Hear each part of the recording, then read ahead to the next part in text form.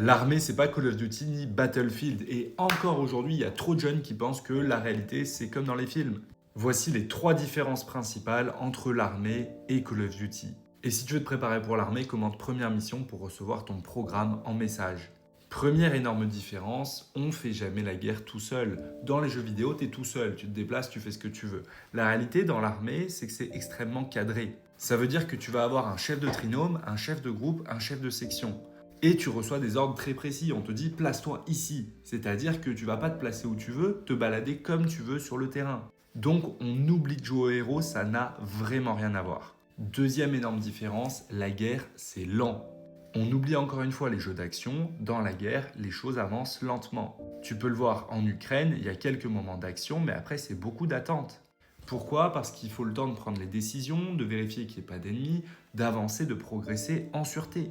On dit généralement qu'un fantassin progresse à 1 ou 2 km par heure. Pour un cavalier, ce sera 20-30 km/h en zone plutôt sûre. Pourtant, quand tu fais une randonnée, tu peux aller à 6-7 km/h. Et quand tu es en voiture, tu peux aller à 100 km/h. Mais dans la guerre, on prend des précautions. On va regarder, analyser le terrain, envoyer des personnes en amont pour du renseignement. Bref, ça prend du temps. Et aujourd'hui, on va quand même un petit peu plus vite grâce aux drones qui permettent d'avoir une plus grande visibilité du terrain.